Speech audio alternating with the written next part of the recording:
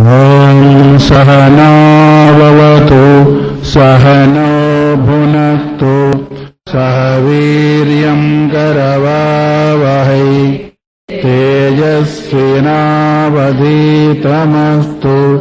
మా విద్విషావహై.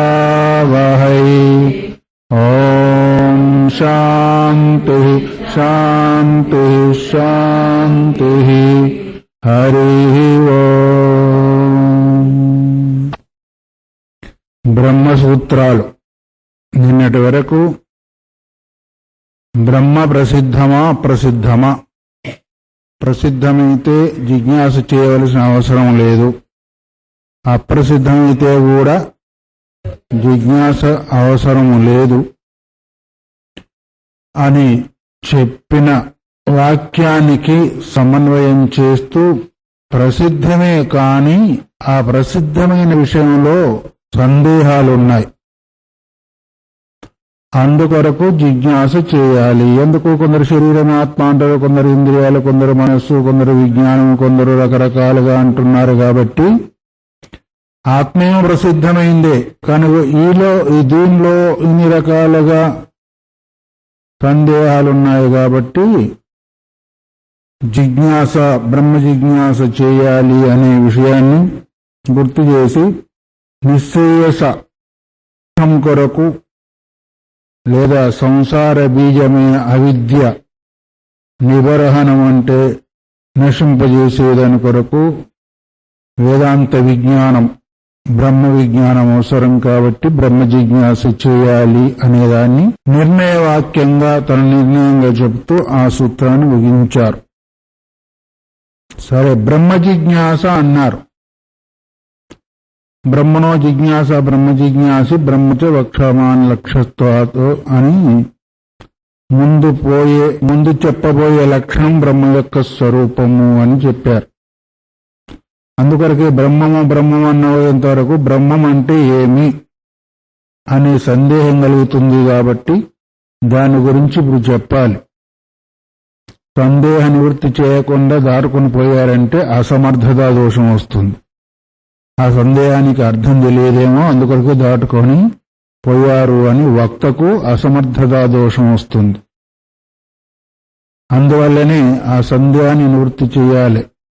బ్రహ్మం అన్నావు కదా, బ్రహ్మం యొక్క స్వరూపం ఏంటిది, ఆయన యొక్క లక్షణం ఏంటి అనే ఉద్దేశం చేత అందుకే చెప్తున్నారు.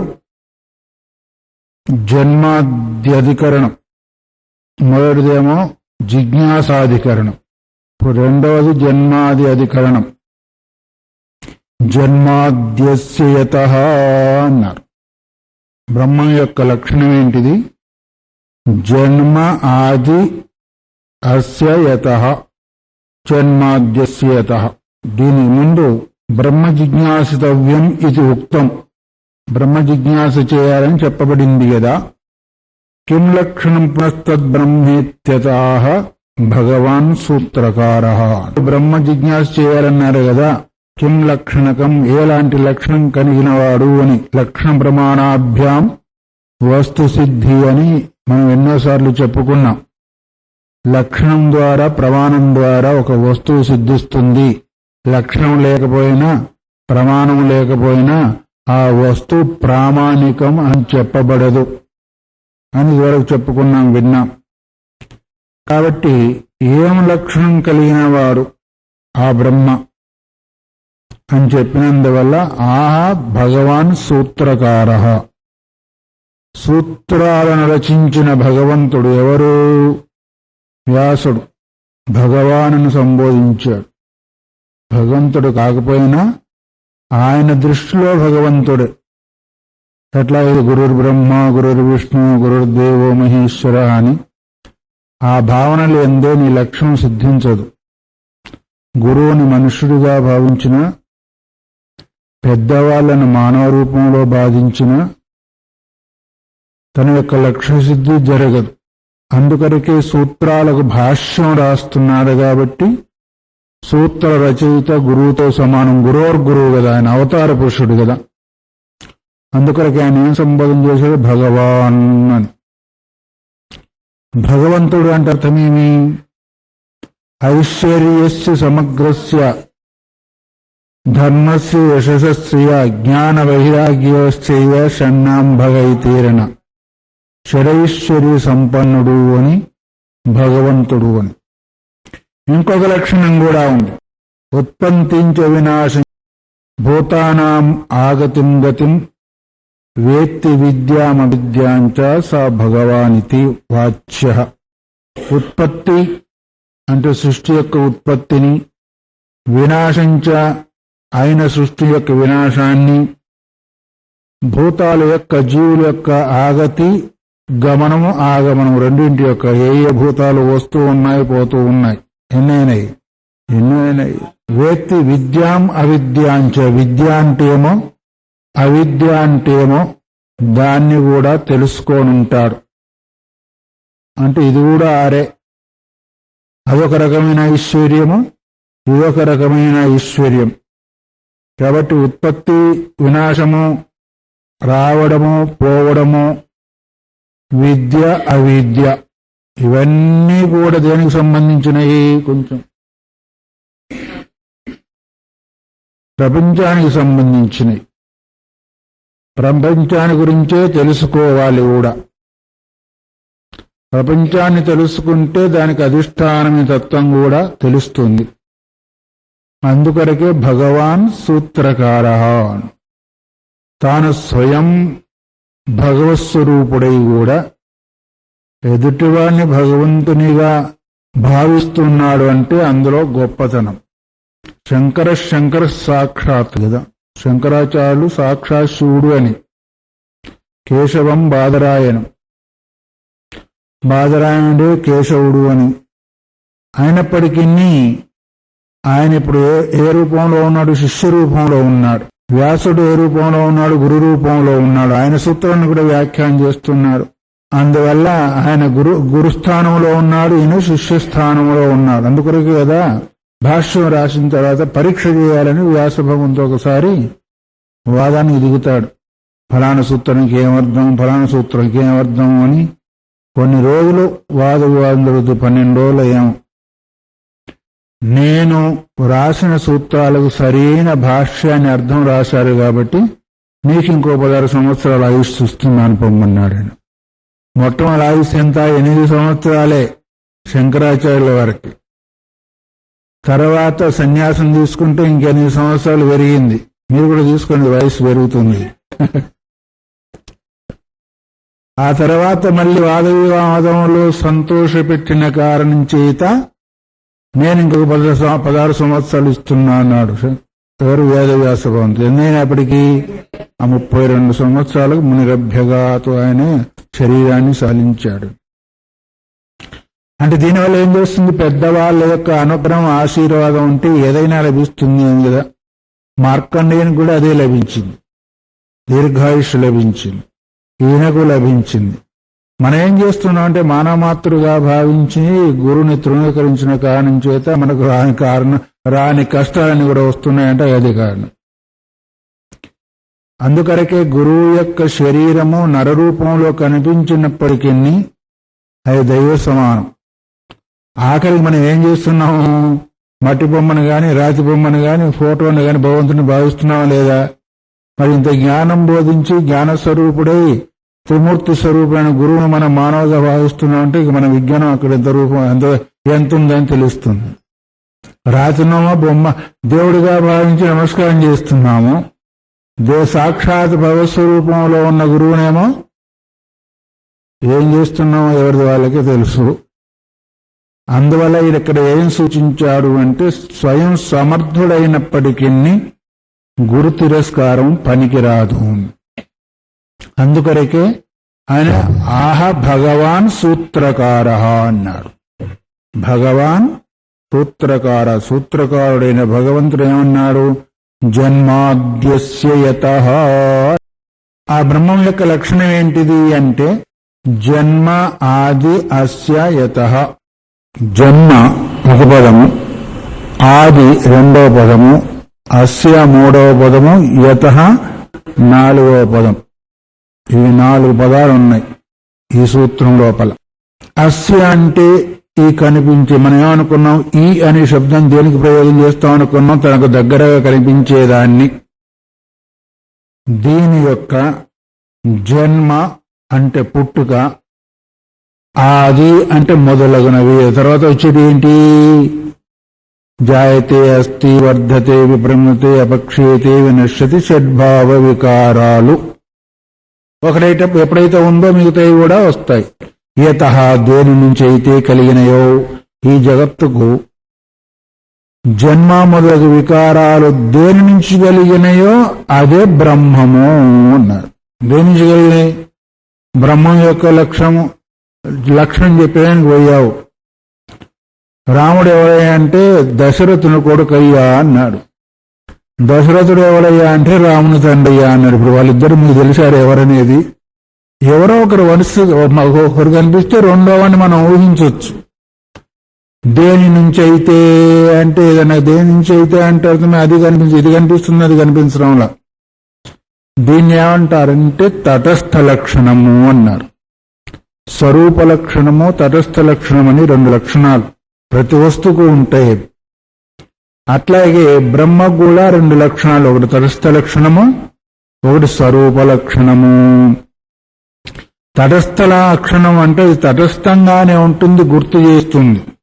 మనం చెప్పుకున్నాం, మీకు గుర్తుందో ఏదో, కాకవంతో దేవదత్తస్య గృహం, ఆ కాకి గుర్తుందే, ఫలానా వాళ్ళ ఇల్లు అన్నావు. నువ్వేంతవరకు ఉంటుందా? అది ఉండదు. కానీ ఆ ఇంటిని మాత్రం గుర్తు చేసి అది తప్పుకొని పోతుంది. దీన్ని తటస్థ లక్షణం అంటారు. తర్వాత ఆ చెట్టు ఉందే, ఫలానా వాళ్ళ లక్షణము, ఆ ఇల్లు అన్నాం అనుకోండి. చెట్టు ఉంటుందా పోతుందా? అది కూడా యాత్రకు పోతుంది కదా, పోతుందా? తలకాయతో దానికి ఆ చెట్టు ఉన్నదే ఫలానా వాళ్ళ ఇల్లు అంటే ఆ చెట్టు ఉంటుందా పోతుందా? ఉంటుంది. ఒకటం పోయేది, ఒకటం. అది కూడా ఆ ఇల్లును గుర్తు చేసింది కానీ అది ఇల్లు కాదు. అర్థమైందా? మరి ఇక్కడ అది సరిపోదు. స్వరూప లక్షణం స్వరూపం సత్ ఇతర వ్యావర్తకం స్వరూప లక్షణం, తాటస్థ్యం సత్ ఇతర వ్యావర్తకం తటస్థ లక్షణం. తటస్థంగా ఉండి ఇతర ఇండ్లను వేరు చేసేది, ఇతర వస్తువులను వేరు చేసేది తటస్థ లక్షణం. స్వరూపాన్ని గుర్తు చేస్తే ఇతరాన్ని వేరు చేసేది స్వరూప లక్షణం. అంటే రెండింటి ద్వారా కూడా మనము తెలుసుకోవాలన్న వస్తువు వేరు అవుతుంది, అంటే సమూహంలో నుంచి వేరవుతుంది. ఎన్నో ఇండ్లు ఉన్నాయి, కాకి చూయించింది వెళ్ళిపోయింది, ఆ గుర్తుపట్టుకుని వెళ్ళిపోయాం. ఇతరులు మనం అక్కడికే పోతాం కానీ ఇంకో ఇంటికి వెళ్ళాం. అదేనండి ఆ ఎర్ర రంగు కలిగిందేనండి ఆ ఇల్లు అంటే దాని స్వరూపం ఎర్ర రంగు కలిగిందని చూయించాం కదా. ఎర్ర రంగును అట్లాగే పెట్టుకొని ఇతర ఇండ్లను కూడా వేరు చేస్తుంది. రెండు కనిపించలేదు కదా, ఒకటం తటస్థము, ఒకటం స్వరూపం. దేనికి? ఆ ఇంటికి.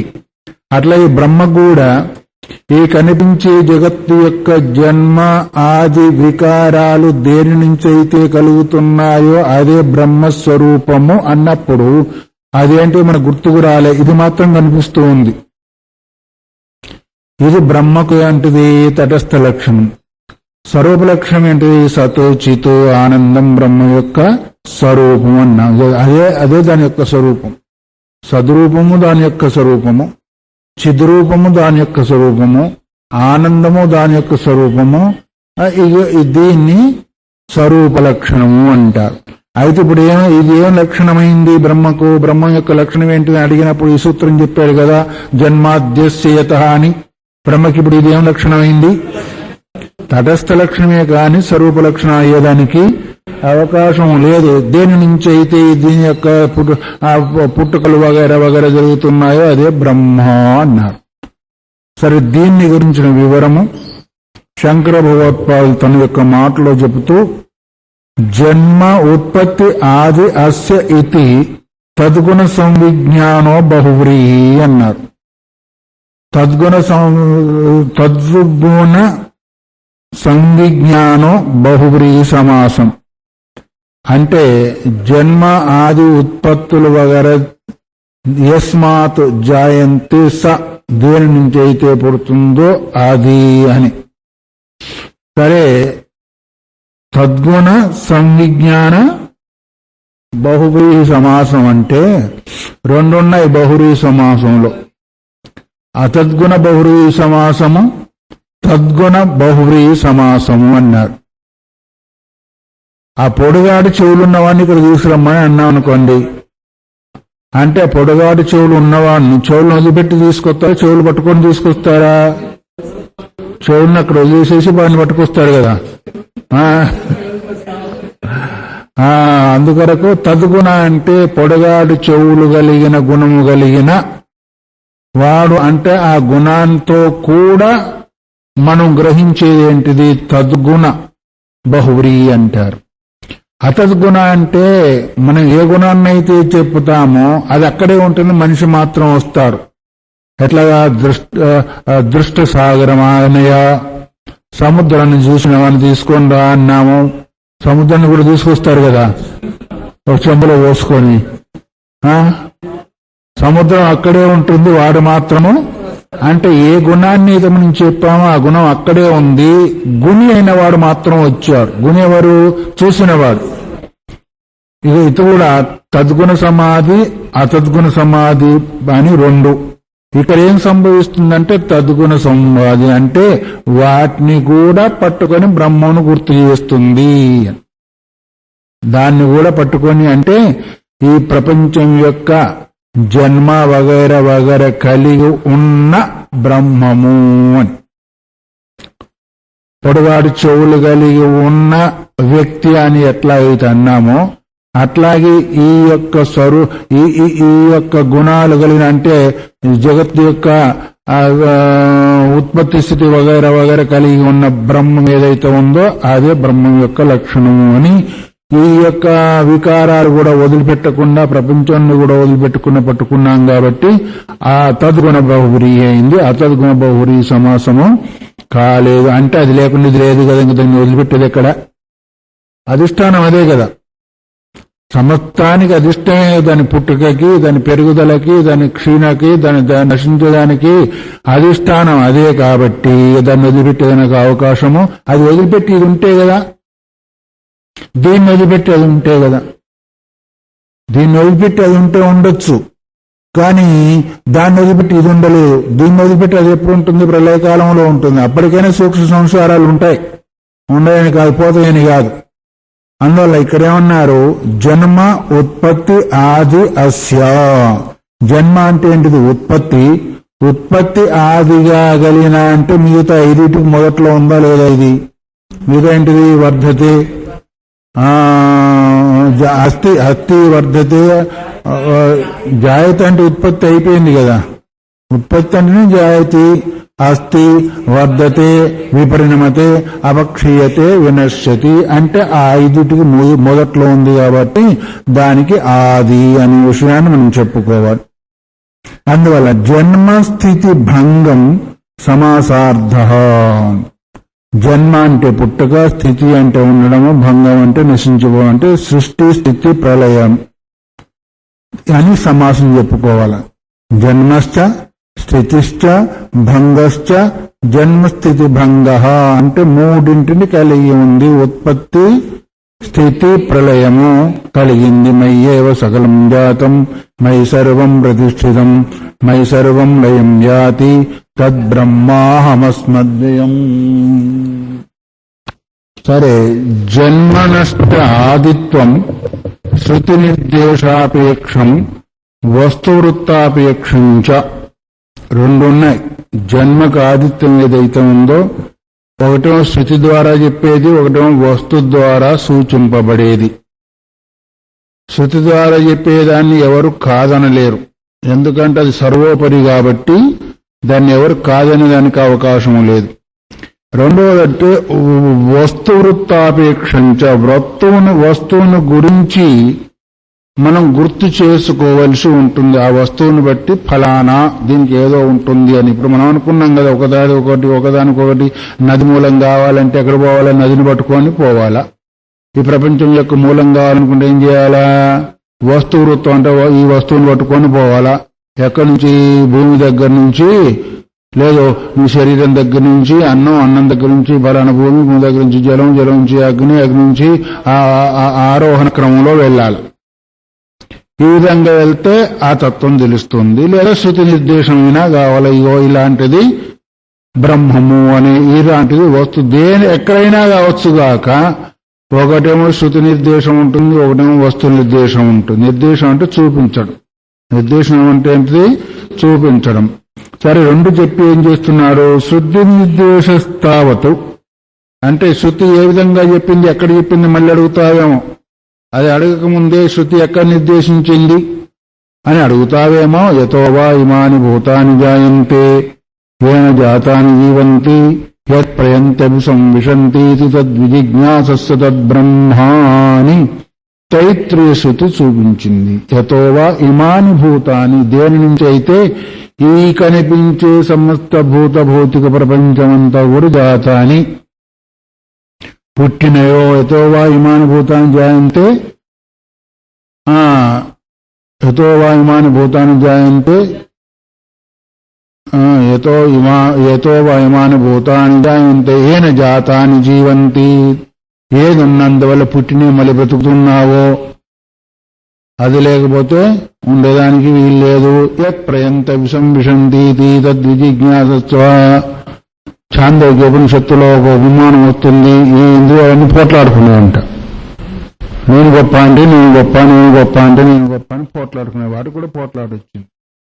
బ్రహ్మ ఎక్కడికి పోవాలా? ఈ పోట్లు తెలుసుకుంటే పిల్లలు పోట్లాడుకుని ఎక్కడికి పోతారు? పెద్దవాళ్ళంటే తల్లి దగ్గరకు, అమ్మ దగ్గరకు, నాన్న దగ్గర పోతారు. మేము ఎవరం పెద్దవాళ్ళం గొప్పవాళ్ళని చెప్పమని. ఈ కూడా సృష్టికర్త దగ్గరికి బ్రహ్మదేవుడి దగ్గరికి నువ్వు గొప్ప తక్కువ అంటే మన నాయుడు పోట్లాడుతుంది ఎందుకులే అని ఎవరు లేనందువల్ల శరీరం యొక్క వ్యవహారం జరగదో వాళ్ళు పెద్ద అని చెప్పేశాడంట. నేను గొప్ప అనుకున్నా. మొదటి కానీ ఏం చేసి నేను లేకుండా అసలు వ్యవహారం జరగదు అని ఒక సంవత్సరం అది యాత్రకు పోయి వచ్చింది. యాత్రకు పోయి అంటే కన్ను పోతుందని అడగకండి, నేత్రాధిష్టాన దేవత అని అర్థం చేసుకోండి. తిరిగి వచ్చి మీరు ఎట్లా వ్యవహారం చేసుకున్నా అంటే నువ్వు ఉంటే, లేకపోతే గుడ్డేళ్ళు ఎట్లా చేసుకుంటారో అట్లా చేసుకున్నాం పోమంది. అది తర్వాత మళ్ళీ చెవి పోయి వచ్చింది. మళ్ళీ అది అడిగింది, చెవిట వాళ్ళు ఎట్లా చేసుకుంటారో అట్లా. కాళ్ళు చేతులు అన్ని పోయినాయి, అన్ని మూతి ముడుచుకొని ఉన్నాయి. తర్వాత ప్రాణం దగ్గర వచ్చేసింది కదా, ప్రాణవాయువు యొక్క. అది కొంచెం లేవాలని అనుకుంటుంది అంతే, ఇంకా లేవలే. అవి పోయినట్టు పోలే, లేవాలనుకుంటుంటే ఇవి చేస్తున్నాయి. అక్కడ శంకర భగవత్తులో హుమానం ఇస్తారు ఆ భాష్యంలో. ఎట్లాగైతే బలవంతంగా కర్రకు నాటి కట్టివేసిన గేదె గాని ఎద్దు గాని బలవంతంగా ఆ కొయ్యను లాక్కొని వెళ్ళిపోతుంటుందో, లాక్కుంటే ఎట్లుంటే అంత పెగిలిపోతుంది లేదా భూమి అంతా కూడా. అట్లాగే ప్రాణము లేవాలనుకుంటా ఉంటే ఇవన్నీ పెకిలించినట్టు అయినాయి. అమ్మమ్మమ్మ నువ్వు పోతే ఇంకా ఉండలేవు, ఇంకా నువ్వే గొప్పదని ఉండు అన్నారంట. దేనివల్ల ఇప్పుడు జీవించినవి? ప్రాణవాయువు ఉంటే గాని వాటికి ఉంటుకుంది, లేకపోతే లేదు. అట్లాగే ఈ కనిపించే ప్రపంచానికంతా కూడా ఉనికి ఎవరు అంటే ఏన జాతాని జీవంతి అన్నారు. ఈ పుట్టినవన్నీ కూడా దేని చేతనైతే జీవిస్తున్నాయో. మొదటిది అంటే ఇది యతోవాహిమాని భూతాని జాయంతే, దేని నుంచి ఈ కనిపించే జగత్తంతా కూడా పుట్టిందో.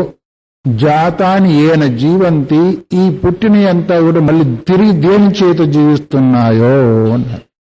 తల్లి ద్వారా ఉత్పన్నమవుతాడు పిల్లవాడు, మళ్ళీ ఆ తల్లి ద్వారానే పోషింపబడతాడు. ఎట్లాగో అట్లాగే ఆ బ్రహ్మం నుంచి వచ్చినాయి.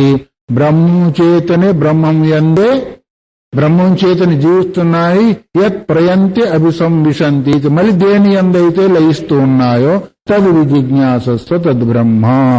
సమస్త దేని నుంచి పుట్టాయో, దేని నుంచి పెరుగుతున్నాయో, మళ్ళీ దేని ఎంతైతే లయిస్తాయో అదే బ్రహ్మం యొక్క స్వరూపమని తైత్రీయ శృతి నిర్దేశం అన్నాడు కదా.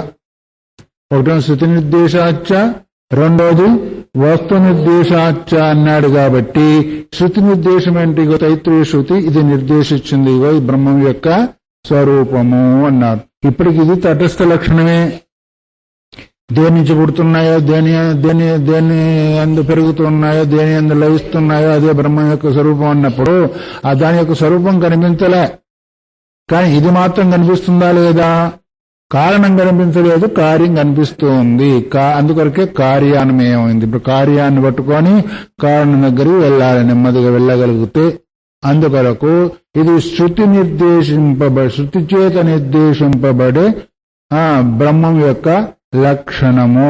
ఇది జన్మస్థితి ప్రళయానాం క్రమదర్శనాతు. బ్రహ్మం ఈ ప్రపంచం యొక్క జన్మ అంటే పుట్టుక, స్థితి అంటే ఉండడము, లయం అంటే నశించడము క్రమంగా చెప్పబడింది. ఒకటి తర్వాత మిమ్మల్ని చెప్పమంటే కింది పైకి పైకి కింది చెప్తా ఉంటారు. కానీ శృతి అట్లా చెప్పాలా? జన్మ తర్వాత ఉండడము, ఉన్న తర్వాత పోవడం, అంతే కదా. వచ్చింది అంటే పోతా ఉంటుంది, మధ్యలో మాత్రము ఉంది అన్నారు, అంతే కదా. మొట్టమొదటి బంధం లేదు, మధ్యలో బంధం ఉంది, తర్వాత ఎవరో ఒకరు ముందు పోతే బంధం తెగిపోయింది. అబ్బాయి గారు పోయినా పోయింది, అమ్మాయి గారు పోయినా పోయింది, మధ్యలో మాత్రం ఉంది. మొదలుందా? తాళి కట్టేంత వరకు లేదు, తాడు తెగిన తర్వాత లేదు, మధ్యలో ఉంది. ఇది కూడా అంతే, మొదలు లేదు, తర్వాత కనిపించింది, తర్వాత లయించింది. కాతత్వ పరిదేవన, దాని కొరకు ఎందుకు ఏడవాలా అని శృతి అది శాస్త్రం అని చెప్తుంది. అందుకొరకే మధ్యలో వచ్చింది, మధ్యలోనే పోతూ ఉంది. అందుకొరకే క్రమం ఏంటిది? దేని నుంచి అయితే వచ్చిందో, దేని యందు ఉందో, దేని యందు లయిస్తుందో అదే బ్రహ్మ యొక్క స్వరూపము అనుకోండి.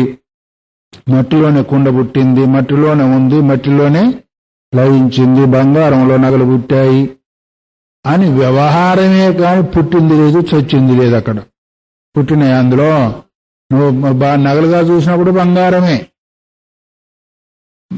బంగారంగా చూసినప్పుడు బంగారమే, దాన్ని కరిగించిన తర్వాత బంగారమే.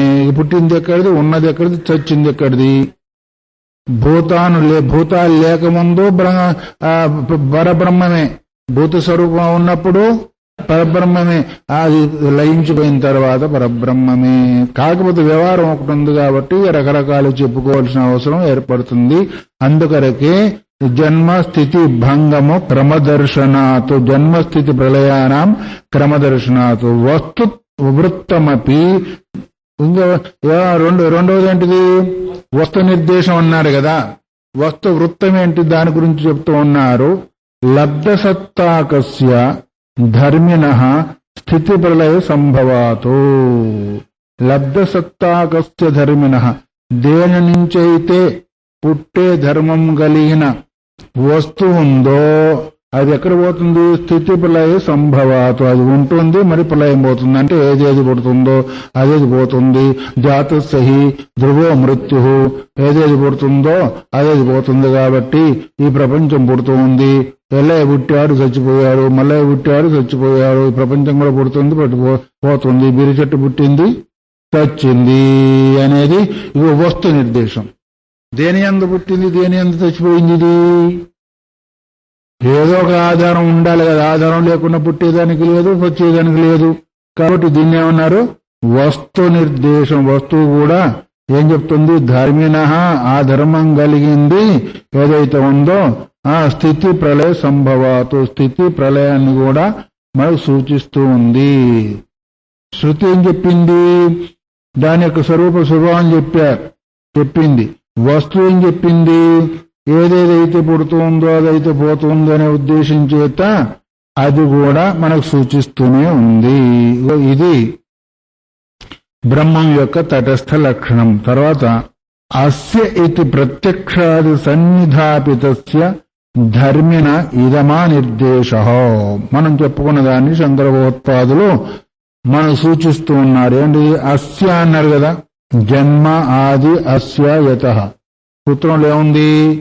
అస్య అంటే దీని యొక్క అని. దీని యొక్క అని మనం దేన్ని నిర్దేశిస్తున్నామో మనకు దగ్గరగా కనిపించేదాన్ని కదా మనం అనుకుంటున్నాం ఇది అని. ఇది ఈ, అది ఆ, ఎన్నిసార్లు చెప్పామనుకో. కాబట్టి దేన్ని నిర్దేశిస్తున్నాం? మనకు ఎదుటిగా కనిపించేదాన్ని గురించి నిర్దేశిస్తున్నాం. అస్య ఇతి ప్రత్యక్షాది సన్నిధాపితస్య, ప్రత్యక్ష అనుమానాదులకు సన్నిధాపితస్య అంటే సన్నికర్షంగా జరిగేది ఇది అని ఎప్పుడన్నామో ఆ వస్తువుకి మన కంటికి సంయోగం జరిగినప్పుడు ఇది ఈ అన్నాం. అంతవరకు అనేదానికి అవకాశము లేదు.